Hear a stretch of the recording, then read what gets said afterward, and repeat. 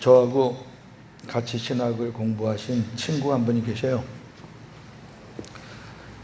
나이는 저보다 많으시고 지금 은퇴하셔서 후임자를 두고 이렇게 원로 목사님으로 계시는데 참 훌륭한 분이에요. 아주 요즘에 보기 힘든 그런 분이셔요. 그 부모로부터 물려받은 땅들이 많아서 교회를 짓고 그다음에 여러 가지 또 부속 건물도 짓고 땅도 수천 평이에요. 그런데 후임자를 선정하는데 아무 조건이 없어요. 딱 두 가지예요. 거기가 이제 서울 변두리라 남양주 쪽인데 도시 교회가 아니기 때문에 전원교회이기 때문에 교회에서 그 농사를 지어요. 근데 당신들이 드시려고 농사 짓는 게 아니라 약한 교회, 군부대, 그다음에 장애인들, 노인들 섬기기 위해서 해마다 수천 포기씩 김장을 해요. 그래서 그걸 다 나눠줘요. 100% 자기 교회에서 하는 거예요. 1년에 돈이 꽤 들어가요. 농사 지을 수 있는 후임자. 그 다음에 한 가지는 제가 지금 말씀드리는 거예요. 요한복음 21장 15절 17절에 대한 답을 한 장 달라. 다른 서류는 필요 없어요. 요한복음 21장 15절에서 17절에 대한 답을 달라. 참 멋진 목사님이에요. 멋진 목사님이라는 걸 여러분 설교 다 들으시면 그 목사님이 왜 그러셨구나라는 것을 깨달으실 거예요. 많은 아내들이 남편에게 묻습니다. 당신 정말 나 사랑해? 갑자기 돈 걱정하고 있는데, 사업 걱정하고 있는데, 누구 만나서 뭘 어떻게 할까라는 생각으로 꽉 차 있는데 갑자기 당신 나 정말 사랑해? 라고 하면 당황하죠. 근데 또 사랑 안 한다고 하면은 또 후환이 두렵잖아요. 그러니까 사랑하지 내가. 그거 꼭 말로 맨날 해야 돼.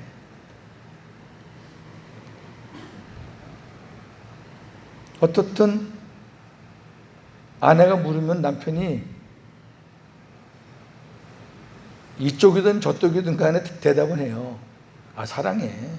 사랑하지. 그러니까 살잖아.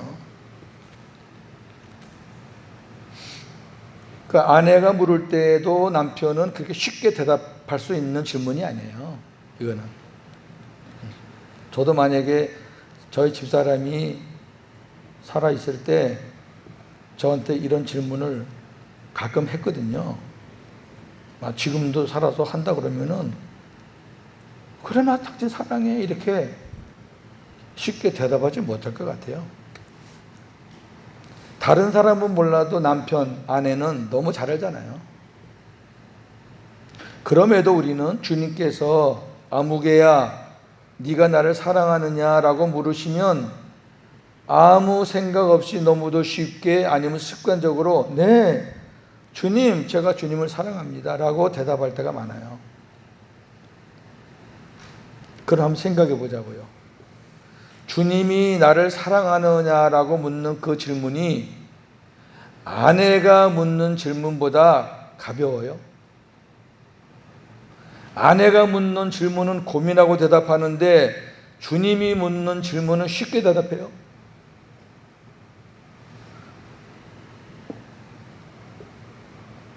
깊이 생각해 볼 필요가 있어요. 우리가 복음 안에서. 자, 오늘 본문 읽겠습니다. 시작.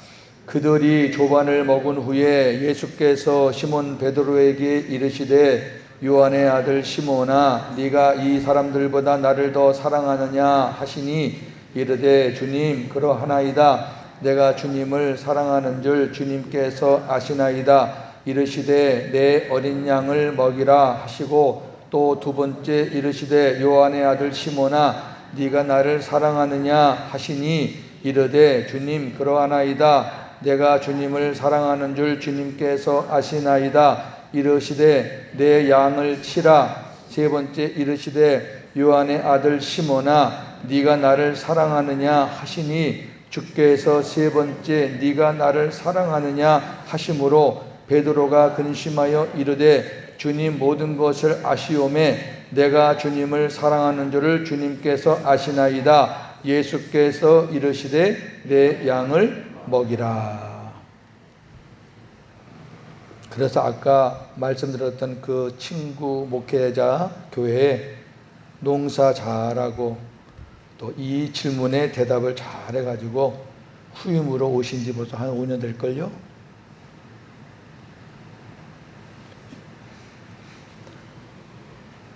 내가 주님을 얼마나 사랑한다는 것은 여러분 주님만이 아셔요. 내가 몰라요. 우리는 변덕쟁이거든요. 들락날락하고 커졌다 작아졌다 그러고 사랑이 있다가 없다 그래요. 우리는 컨디션 좋을 때 물어보면 예 사랑합니다 라고 하지만 그렇지 않을 때는 굉장히 힘들어요. 이 요한복음 21장 15절 17절은 우리 사명자들에게 또 교회 일꾼들에게 굉장히 중요한 질문이에요. 왜 중요한 질문이냐면 예수님이 이 질문하고 답을 들으시고 사명을 맡긴 거예요. 똑같아요. 베드로뿐만 아니라 저와 여러분에게도 사랑하는 아무개 집사야, 사랑하는 아무개 장로야, 사랑하는 아무개 목사야, 네가 나를 사랑하니? 우리 대답 보시고 그래 그러면 내가 너한테 내 어린 양을 줄게, 맡길게. 내 어린 양, 주님의 양이에요. 우리 거 아니고요. 우리 거 아니고요. 여러분들이 뭐 제 양입니까? 저는 주님의 심부름꾼이고 복음으로 잘 양육하라고 세워놓은 사람이고 여러분들의 소속은 다 주님이에요. 주님. 큰 목자라, 큰 목자 그분이. 그런데 오늘 베드로의 대답을 한번 보세요. 내가 주님을 사랑하는 줄 주님께서 아시나이다. 녹색 글씨를 보세요. 첫 번째. 두 번째, 내가 주님을 사랑하는 줄 주님께서 아시나이다. 똑같아요.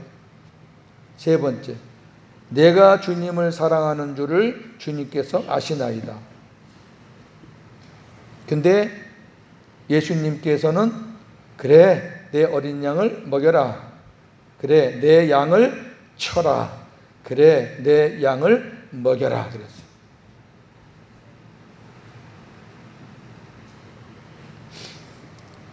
자 봅시다.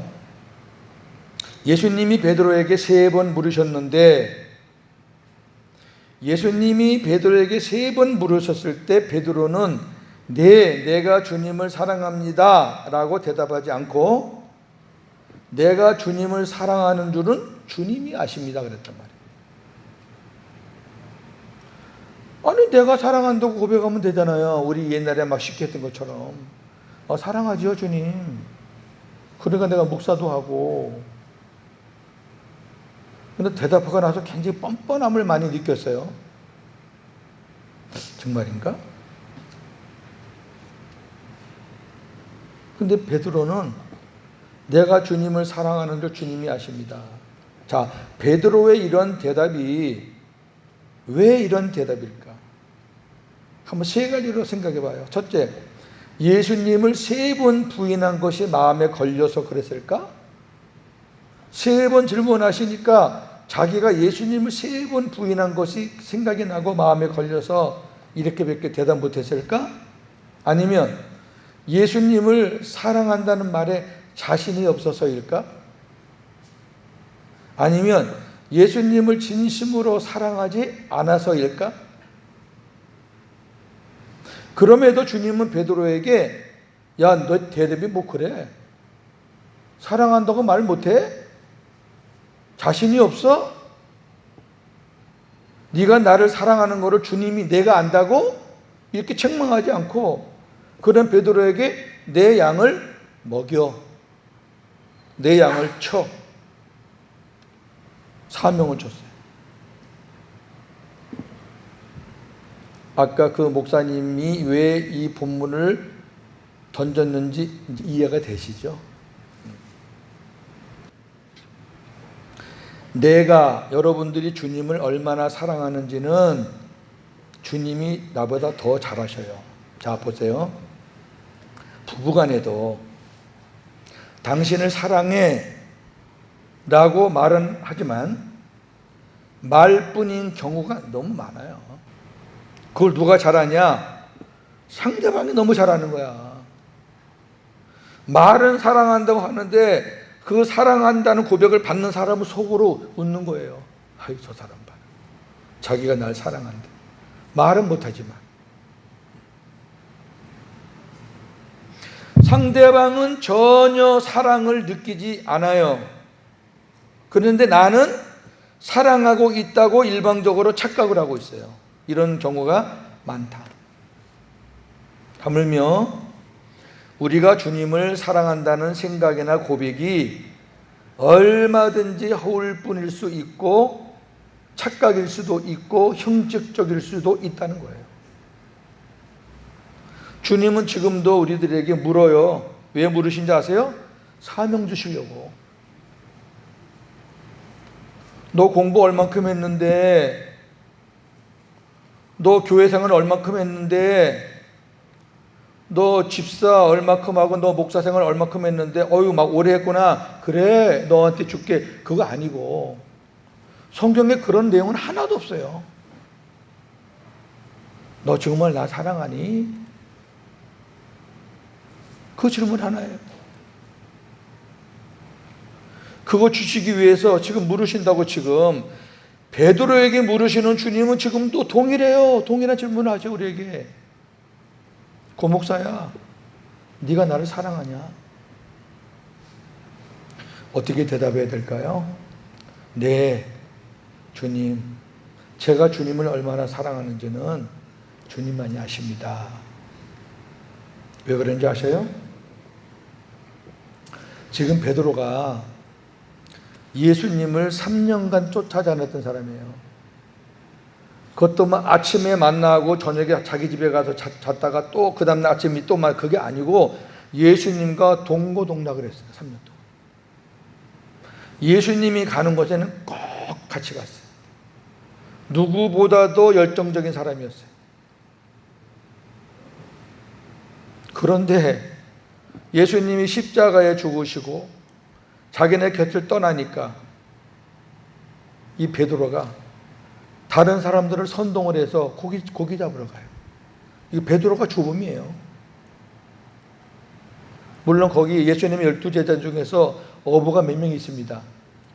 안드레도 어부고 빌립도 어부고 어부가 몇 사람이 있는데 어떻든 베드로가 리더격이니까 고기 잡으러 가자 그러니까 몇 명 따라왔습니다. 예수님을 믿는다, 예수님을 사랑한다, 다른 사람은 다 떠나도 저는 예수님 떠나지 않습니다. 예수님 말씀이 있는데 내가 어디로 가오리이까? 예수님 말씀이 영생인데 별 고백을 다 했어요. 주는 그리스도시요 살아계신 하나님의 아들입니다 라는 고백까지 한 사람이에요. 근데 예수님 눈에 안 보이니까 자기 멋대로 가는 거예요. 옛날 자기 하던 직업으로 가는 거예요. 여러분, 저나 여러분 같으면 그런 사람 찾으러 가겠어요? 아이고 잘 갔다 그놈. 아이고 지긋지긋하다. 어떻게 그럴 수가 있나? 배신을 때려도 그렇게 때리나? 예수님이 찾아갔어요. 베드로에게 찾아오셨잖아요. 자, 베드로가 그렇게 고백하고 그렇게 남들보다 앞선다고 했던 사람이, 누구보다 예수님을 잘 믿는다고 했던 사람이 자기 마음대로 자기 갈 길로 가고 있는데 예수님이 그 현장에 찾아오신 거예요. 찾아오셔서 야 베드로야 넌 어떻게 옛날로 다시 돌아가냐?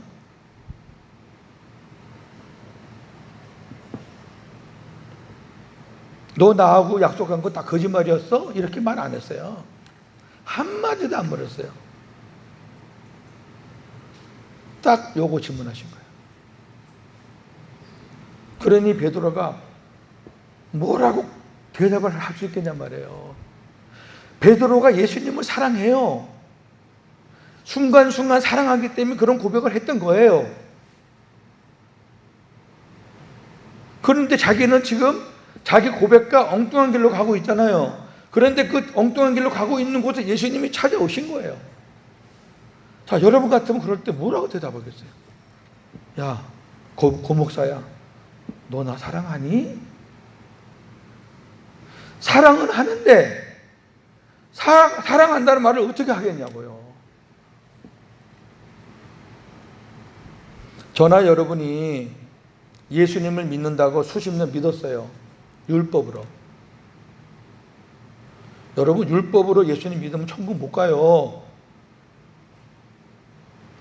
율법으로 믿는 거는 자기 기준으로 믿는 거예요. 자기 기준으로.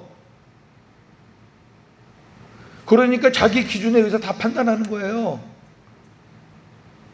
로마서 공부를 이제 언제 한번 할 텐데 아주 율법의 정체가 적나라하게 드러나요.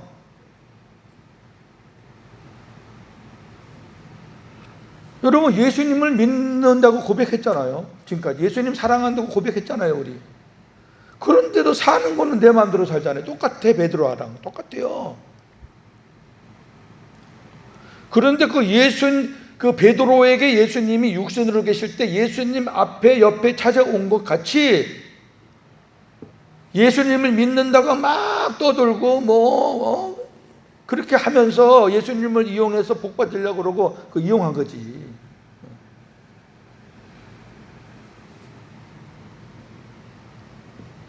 저 같으면은 안 가요.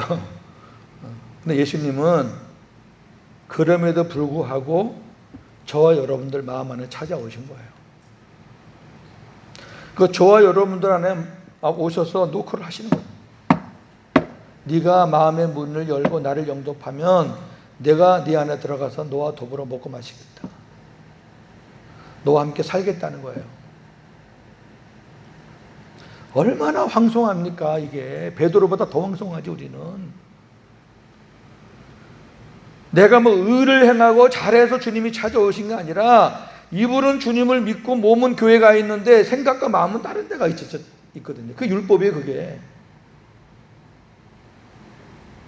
그 주님이 들어오시니까 변화가 생겼어요. 생각도 달라지고 마음도 달라지고 이제 이 질문을 받으니까 함부로 쉽게 대답할 수가 없는 거예요. 내 모습 내 꼴을 내가 잘하는데 사랑하는 아무개야 또 거기다 또 사랑하는 아무개야 그래. 아유. 너 정말 나 사랑하니? 예 사랑하는데요 제가 주님을 어떻게 얼마나 사랑하는지는 제 입으로 말 못하겠고 주님이 아시지요. 여러분 이게 정답이에요. 두 번째 보세요. 사랑은 마음에 주님으로 가득한 것입니다. 복음 신학자이며 설교자인 앤드류 머레이라는 분이 계세요. 제 책꽂이에 제일 많이 꽂혀 있는 분 앤드류 머레이. 아주 제가 보기에는 제가 만난 사람 중에서는 복음의 최고봉입니다. 앤드류 머레이가 쓰신 책은 무조건 사서 보셔도 돼요. 그분 책 읽는 가운데 이런 내용이 있어요. 주님이 머레이에게 물으셨대요. 주님을 만나는 장면을 소개한 거예요. 나는 너에게 어떤 존재냐? 그러시더래요, 주님이. 머레이야, 나는 너에게 어떤 존재냐? 그때 머레이는 주저없이 주님께 이렇게 대답했대요. 네, 주님은 저에게 언제나 첫째이십니다. 이 정도면 대답해도 훌륭한 거 아니에요? 첫째이십니다. 자신 있게 대답했는데도 불구하고 머레이의 마음에 평안이 없더래요. 주님이 첫째라고 대답했는데 마음에 평안이 없어. 기쁨이 없어. 왜 그럴까 하고 고민했어요. 한참 후에 머레이가 깨달았어요. 이렇게 대답했답니다. 책에. 주님은 저에게 언제나 모든 것입니다. 첫째와 모든 것의 차이를 아시겠어요? 첫째는 여러 중에 하나일 뿐이에요. 둘째, 셋째, 넷째 계속 있어요. 주님은 저와 여러분들을 위해서 모든 걸 주신 분이에요. 당신의 생명까지 줬으니까 더 이상 뭘 주세요? 그러기에 주님은 우리에게 이런 고백을 원하시는 거예요. 주님께서 나를 위해 모든 것을 주셨으니까 주님은 저의 전부입니다. 모든 겁니다. 저는 주님 한 분으로 만족합니다. 이렇게 머레이가 주님을 만났다는 거예요. 그 다음부터 그 사람이 복음의 사역자가 됐어요. 우리 성도님들 이 고백하실 수 있어요? 주님은 저에게 언제나 모든 것입니다.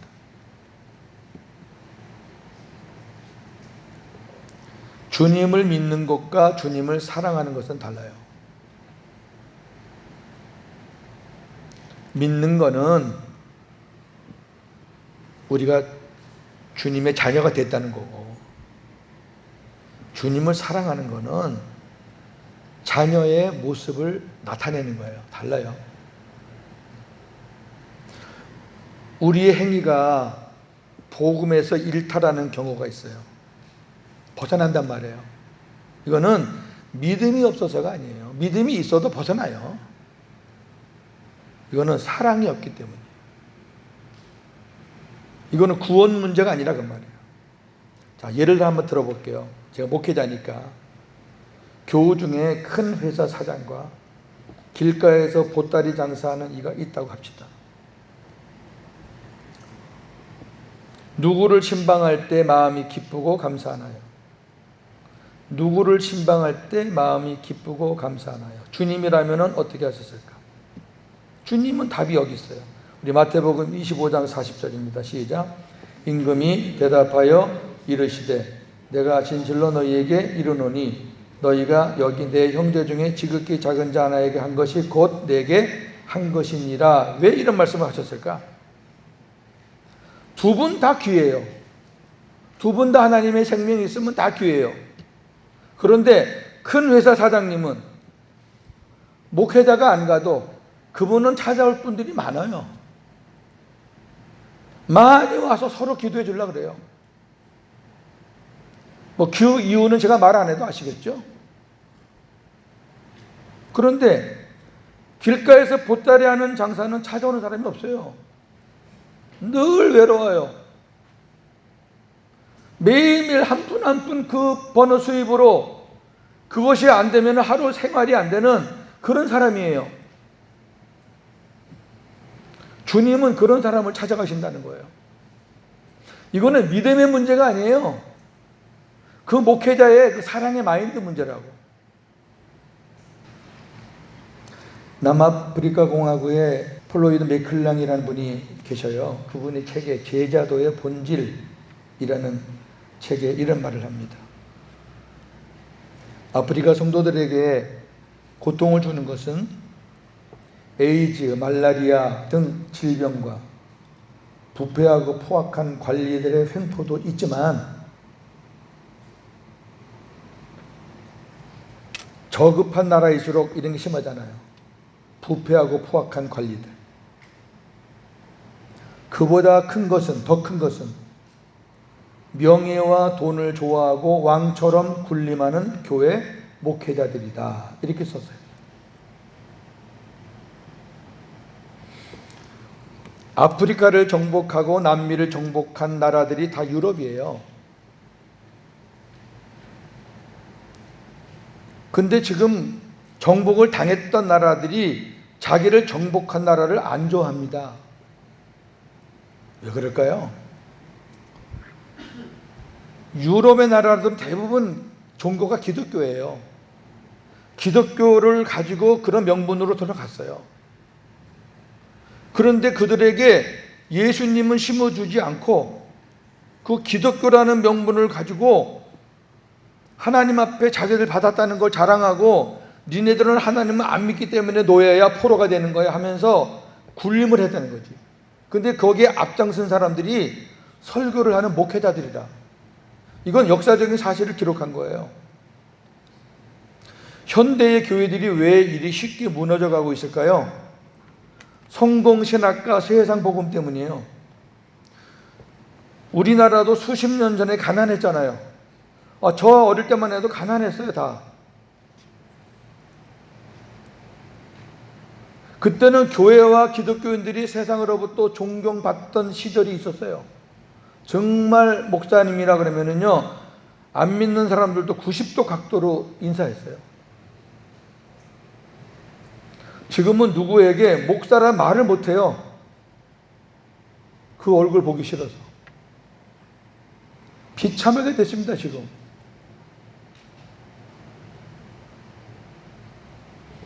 자, 왜 지금은 세상 사람들이 교회에 대해서, 목회자들에 대해서 왜 반감을 하고 비토를 할까요? 큰 교회들의 비복음적인 행위와 조그만 교회들은 뭐 영향력이 별로 없어요, 사회에. 그 하루하루 먹고 살기 힘든데 거기서 무슨 영향력이 있겠어요.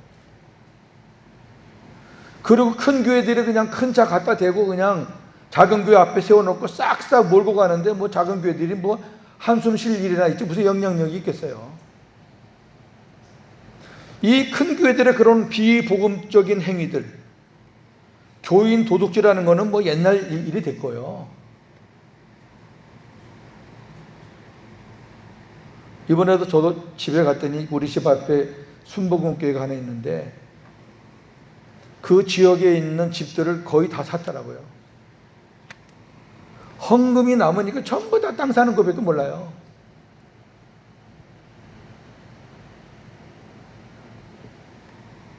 그리고 기독교인들이 본을 보이지 못했기 때문에 세상에서 욕을 먹는다고 말해요. 그게 왜 그러느냐? 성공신학과 세상복음 때문에 그래요. 예수 믿으면 잘 된다, 성공한다, 잘 먹고 잘 살게 된다. 이거는 사람을 살리는 천국 복음이 아니라 이거는 사람을 죽이는 다른 복음이에요. 속으시면 안 돼. 하나님의 나라는 먹고 마시는 것이 아니에요. 얼마만큼 먹고 얼마만큼 마시고 우리가 예수 잘 믿으면 그렇게 된다가 아니라니까. 먹고 마시는 것이 아니라 우리 마음속에 의와 평강과 실학이라. 의는 뭐예요? 하나님의 뜻인가? 내가 이 사업을 하나님의 뜻대로 하고 있는 거, 내가 도둑질하고 있는 건 아닌가? 내가 진짜 바르게 하고 있는가? 정직하게 하고 있는가? 실학, 내 안에 기쁨이 있는가? 평강, 내 안에 주님이 주시는 평화가 있는가? 그게 하나님의 나라의 척도예요. 전전 주일날 제가 말씀드렸잖아요. 가기 전에 신앙은 높아지는 게 아니라 깊어지는 거라고요. 눈에 보이는 높아지는 거 자랑하는 사람들은 그건 복음을 말하는 사람들이 아니에요. 주님은 우리에게 묻습니다. 사랑하는 자녀들아, 너희가 나를 믿는 이유가 정말 나를 사랑해서냐? 아니면 나를 이용해서 성공하고 잘 먹고 잘 살기 위해서냐? 지금 물으신다고요. 여러분 뭐라고 대답하실 겁니까?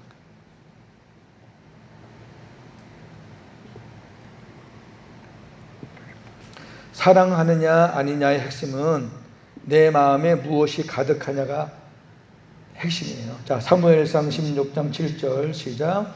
내가 보는 것은 사람과 같지 아니하니 사람은 외모를 보거니와 나 여호와는 중심을 보는 것. 그렇죠.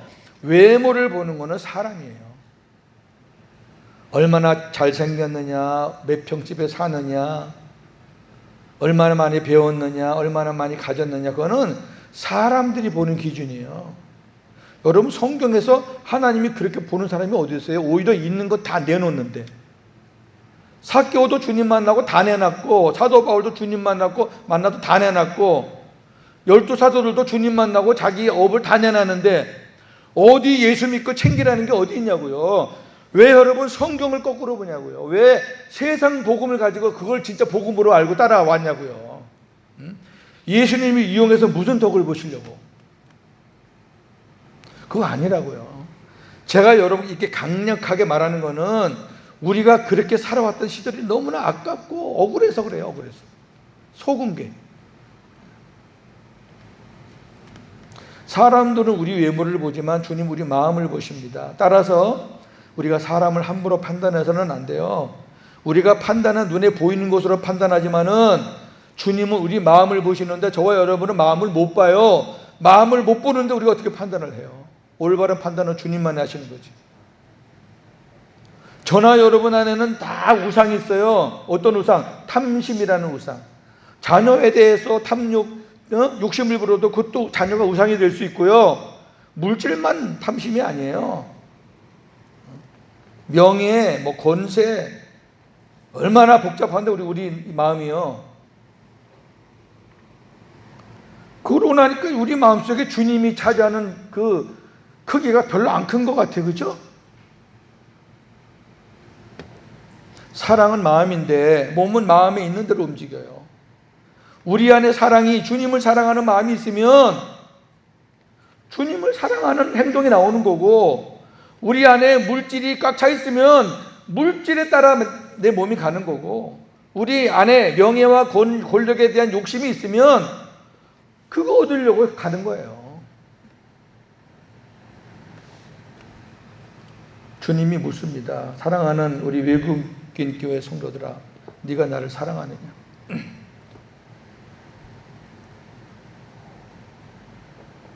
예수님의 마음으로 사랑하는 것이 복음입니다. 언제부터인가 예수님 믿는다는 것을 부끄러워하거나 숨기려고 하는 현상이 나타나고 있어요. 왜 그러냐면은 믿음과 행동이 틀리니까 부끄러운 거예요. 그러니까 예수 믿는다는 걸 감춰요. 그러니까 오랫동안 교회를 다녔음에도 복음의 능력도 모르고 신앙의 열매라는 것도 없고 삶의 변화가 없기 때문에 당연히 그래요. 목회자들은 특성상 신분을 감추지 않을 수 있어요. 목사인데 그래서 목사가 또 목사라고 그래야지 또 목사 아니에요. 그럴 수 없잖아요. 그러나 일반 평신도들은 사회로부터 불이익을 당할 것이 염려되어서 자신이 기독교인이라는 사실을 드러내지 못하고 사는 자들도 많아요. 제가 있었던 익산 지역 지난번에 말씀드렸잖아요. 원불교가 모든 경제권과 모든 이런 사회 전반적인 그런 큰 힘을 갖고 있기 때문에 원불교 교인이 아니면 취업이 안 되는 회사가 많아요. 근데 다른 종교는 안 물어보는데 꼭 기독교는 물어본대요. 교회 다니냐 물어본대요. 그럼 거기 들어가고 싶으니까 왜? 당장 먹고 살아야 되니까. 여기 가서 돈을 안 벌면은 우리 생활이 어려우니까. 그러니까 자기 기독교인이라는 것을 감추는 거예요. 아예 아닙니다. 그러면 회사 들어와서 저 원불교로 그렇게 신앙생활 할 수 있냐 그러면 형식적으로 네, 그래야지 취업이 되는 거예요. 세상 살기가 그렇게 녹록치 않아요. 프랑스는 아까 말했던 유럽의 한 국가잖아요. 전통적인 기독교 국가입니다. 그러나 그들의 이중성은 하늘을 찔렀습니다. 2010년 저와 여러분들이 잘 아는 대지진이 아이티에서 일어났습니다. 아이티. 저쪽 남미 쪽에 있는 나라입니다. 섬나라입니다. 조그만 나라입니다. 프랑스로부터 지배를 받은 아주 작은 나라입니다. 그 국민들은 이렇게 외쳤습니다. 우리는 이 나라를 하나님이 아닌 사탄에게 바칩니다. 우리는 이 나라를 하나님이 아닌 사탄에게 바칩니다. 여러분, 이들의 외침을 이해하시겠습니까? 프랑스가 그들을 어떻게 대했는지 여러분 마음에 감이 옵니까? 영혼을 사랑하는 마음이 없으면 그건 사탄의 도구예요. 이러한 일들이 우리 사회에 곳곳에서 일어나고 있음을 간과해서는 안 됩니다. 우리 예수 믿는 기독교인들 절대 갑질하지 마세요. 우리가 무슨 갑입니까?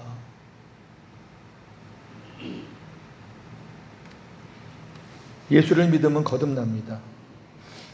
거듭났다고 하는 것은 천국의 삶이 시작되었다.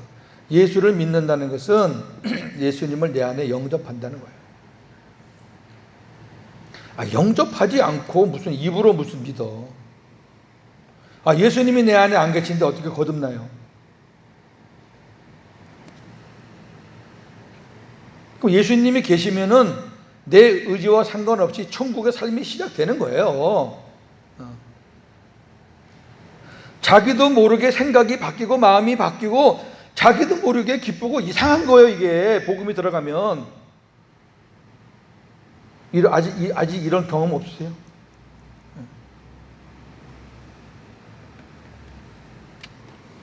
천국의 삶은 천국에 가서 시작되는 게 아니에요. 우리 지금까지 이것도 속았어요.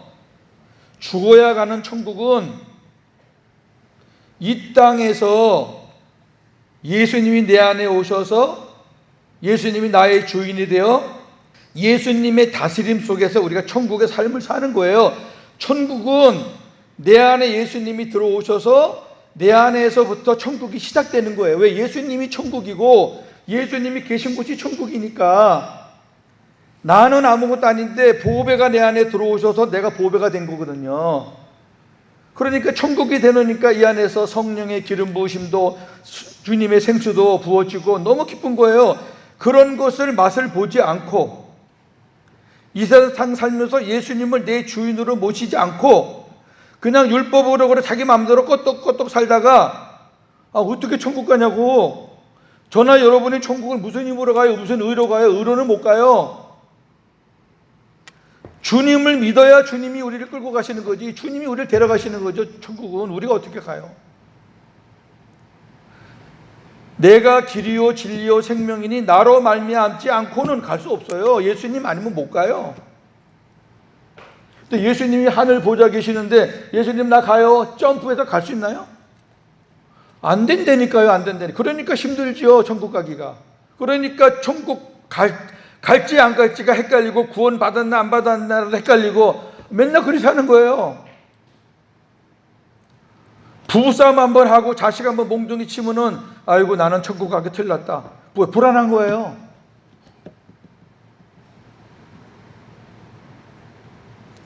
우리 이제 그런 삶을 안 살아야죠.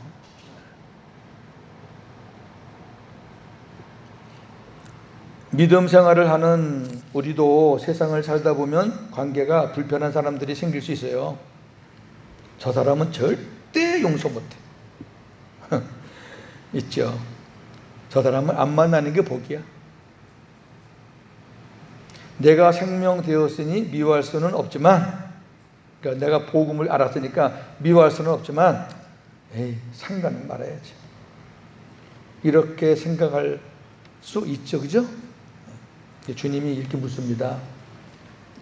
사랑하는 아무개야, 저 사람이 너한테 지은 죄가 크냐? 네가 나한테 지은 죄가 크냐? 대답은 하나밖에 없을걸요. 그럼 나도 너를 아무것도 묻지 않고 용서하고 내가 화해했는데 너는 뭐가 그렇게 복잡하냐? 정말 네 안에 내 사랑이 있느냐? 정말 네 안에 내가 살아있느냐? 자, 요한복음 13장 34절 35절입니다.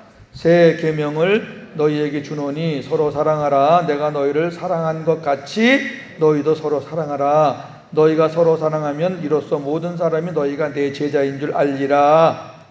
보세요. 우리가 믿음이 있으면은 주님을 내 안에 모시고 살면은 그 사람은 하나님의 자녀예요. 그건 자기가 확신하는 거예요. 너희 안에 예수 그리스도 계신 것을 스스로 알지 못하느냐? 아니면 너희는 버림받은 자다. 그러니까 스스로 확신이 되는 거예요. 주님이 내 안에 계시면. 그런데 주님이 계신 것도 끝나는 거 아니잖아요. 주님이 내 안에 계시니까 그분이 우리를 만들어가요. 옛날에는 정말 꼴도 보기 싫은 사람인데 주님이 내 마음을 만져가지고 그 사람하고 손잡게 돼요. 내 생각으로 되는 게 아니니까요. 그게 내 생각으로 했다 그러면 또 내 의가 드러나는 거예요. 아니에요. 주님이 그렇게 하게 해요. 그러면은 그 다음 뭔지 아세요? 그렇게 하면 모든 사람들이 네가 내 제자인 줄 알리라. 이 제자란 말은요, 아무 때나 붙이면 안 돼요. 정말 주님이 사랑하셔서 그 안에서 역사해서 변화되는 모습을 보일 때, 야, 저 사람은 진짜 주님의 제자가 되어가는구나, 이렇게 얘기하는 거예요. 믿음하고는 별개 문제예요. 믿음이 있어도 제자가 안 되는 사람이 있고, 믿음을 가지고 제자가 되는 사람이 있어요. 그런데 율법에서는 하나님을 사랑해라, 이웃을 사랑해라, 몸과 마음과 힘과 뜻을 다해서 네 하나님을 사랑해라. 그래서 그냥 몸과 힘과 뜻을 다해서 사랑해 보려고 노력했잖아요. 우리가 금식도 하고 뭐 절야도 하고, 제가 목사인데 뭘 안 해봤겠어요. 근데 안 돼. 금식 12일을 하고 나니까요, 내려오면서 하는 생각 뭔지 아세요? 내가 다시는 죽어도 금식 안 한다. 그렇게 하고 내려온다니까요. 그때는 기준이 없었어요. 율법은 기준이 없어요. 네 의 가지고 한번 사랑해봐. 네 목숨 가지고 사랑해봐. 근데 새 계명은 새 언약을 말하는 거예요.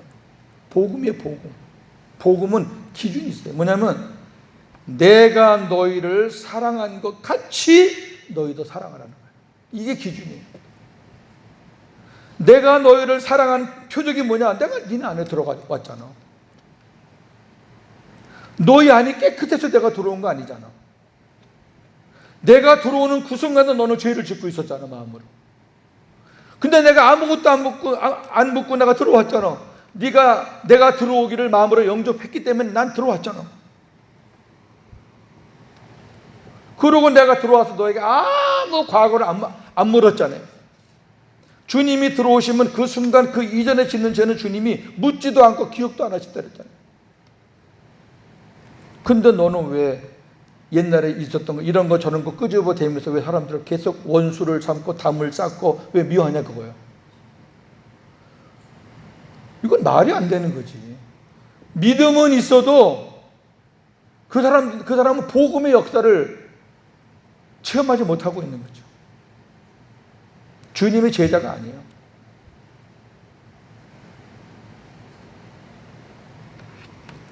정리합니다. 사랑은 마음에 주님으로 가득한 겁니다. 여러분, 우리 마음에 무엇이 가득해요? 주님이 가득해요? 아니면 돈, 권력, 명예, 탐욕, 자녀 등등. 요한일서 4장 20절입니다. 시작. 누구든지 하나님을 사랑하노라 하고 그 영제를 부여하면 이런 거짓말은 그래요. 내 안에 하나님이 계셔요. 주님이 계셔요. 성령님 계셔요. 삼위 하나님 계셔요. 하나님, 제가 하나님 사랑하는 거 주님이 아십니다. 이렇게 고백해놓고, 그런데요, 저 인간은 싫어요. 그건 하나님을 사랑한다는 그 말이 거짓말이라는 거예요. 그럼 하나님을 사랑한다는 말을 하지 말아야지. 하나님은 사랑하는데 저 같은 거 용서하시고 저 같은 거에게 아무것도 안 묻고 들어오셔서 나와 함께 살자고 들어오신 하나님 내가 사랑하는데 저 인간은 싫어요. 그럼 하나님 말씀은 그럼 너 나 사랑하는 거 아니야. 여러분, 제가 지금 고윤재 목사가 내 얘기합니까? 하나님 말씀합니까? 요한 1서에 나오는 사랑은 다 그 사랑을 얘기하는 거예요. 형제 간의 사랑. 두 번째, 주님은 베드로에게 아가페 사랑으로 2번 묻고 필레오 사랑으로 1번 물으셨어요. 그러니까 3번 물었는데 2번은 아가페 사랑으로 물은 거예요. 네가 나를 사랑하느냐? 아가페 사랑이에요. 3번째는 필레오 사랑으로 물었어요.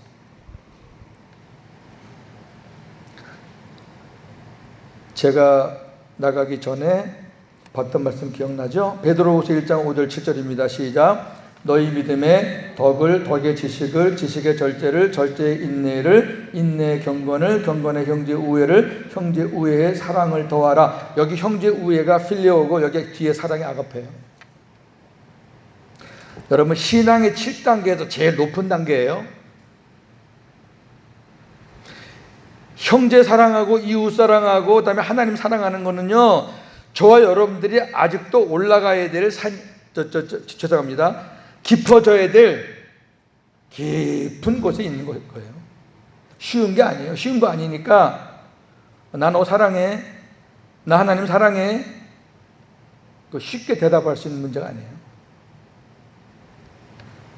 하나님 말씀이 들어가고 그다음에 남을 배려하는 배려가 있고 그다음에 절제하면서 인내하면서 그다음에 경건해가지고 홀로서기가 되고 언제든지 하나님과 소통할 수 있는 그런 단계가 되고 난 다음에 그때 진짜 형제 사랑이 나오고 하나님 사랑이 나오는 거라니까요.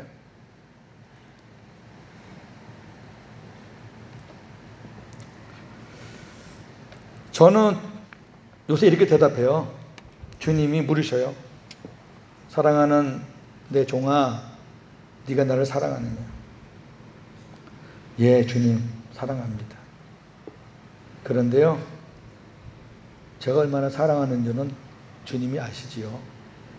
그런데 꼭 이 말씀을 드리고 싶습니다. 이전보다는 지금 조금 더 주님을 사랑하고 있는 것 같습니다. 저는 이렇게 고백합니다. 우리 찬양도 있잖아요. 이전보다 더욱 사랑. 그렇죠. 우리 사랑이 점점 커지고 깊어지죠. 처음에 주님이 내 안에 들어오셨을 때에는 이 질문하면은 대답할 말이 없어서 주님 사랑은 하는데요, 내가 차마 말로 고백할 수가 없네요. 부끄럽습니다. 그러나 주님과 행복하게 친밀하게 살다 보면 주님 그때보다는 지금이 조금 더 나은 것 같아요. 이거는 여러분 주님이 원하시는 답이에요. 주님이 내 안에 오셨을 때나 지금이나 별로 할 말이 없고요. 똑같은 것 같아요. 주님 아시잖아요. 이것보다는 주님과 더불어 1년 살고 나니까, 주님과 더불어 5년 살고 나니까 그때보다는 지금 조금 주님을 더 사랑하는 것 같아요. 제 안에 다른 것들보다 주님이 조금 더 가득 찬 것 같아요. 그게 정상 아니겠습니까? 다시 한번 묻습니다. 사랑하는 외국인 교회 성도님들, 각자에게 주님이 묻습니다. 네가 나를 사랑하느냐? 기도하겠습니다. 하나님 아버지, 참 감사합니다. 예수님이 십자가에 달려 죽으시고 자기들 곁을 떠난 후 제자들은 다시 옛날로 돌아갔습니다.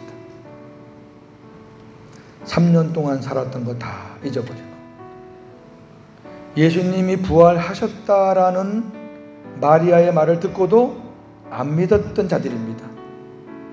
참, 뭘 믿었나 모르겠습니다. 그러고 다시 자기들 생활로 돌아갔습니다. 그러한 제자들을 우리 주님이 찾아가셨습니다. 그리고 그들에게 사명을 주고 싶은데 한 가지 테스트, 관문이 필요했습니다. 주님은 다른 건 묻지 않았습니다. 과거에 또 현재에 여러 가지 실수한 것들, 허물들, 죄악들, 부끄러운 것들 들춰내지 않았습니다. 사랑하는 베드로야, 나는 너를 사랑한다. 그래서 왔다. 너도 나를 사랑하느냐? 우리들도 모태신앙이니 10년, 20년, 30년 신앙생활이니 목회생활 30몇 년이니 다 근사하게 되면서 그랬는데 내가 하나님을 사랑하지 않을까 봐, 하나님 사랑하지 않고 어떻게 내가 교회를 다녔겠어. 아주 당당하게 그렇게 고백할 때가 있었습니다. 과연 오늘 말씀을 듣고도 우리가 그렇게 대답할 수 있는지, 그 질문이 그렇게 쉽게 가볍게 대답할 질문인지 한번 깊이 생각하고, 주님이 우리가 어떻게 대답할 때 우리에게 사명을 주셨는가를 잘 깨닫고, 하나님, 내가 주님을 사랑합니다. 그런데 옛날에는 정말 사랑한 것이 아니었습니다. 내 생각대로 왔다 갔다 했습니다. 주님이 내 안에 들어오시고 나서 십자가의 사랑이 더 깊이 깨달아지고, 지금도 우리와 함께 그렇게 사시면서 우리의 모든 것을 인도하신다고 생각하니까 너무너무 감사하고 너무너무 죄송하고 부끄럽습니다. 주님 사랑합니다. 근데 사랑이 너무 적습니다. 주님이 아십니다. 이 사랑이 커져가기를 원합니다. 이렇게 대답할 때 우리 주님께서, 사랑하는 종아, 내가 너한테 이것도 맡기겠다.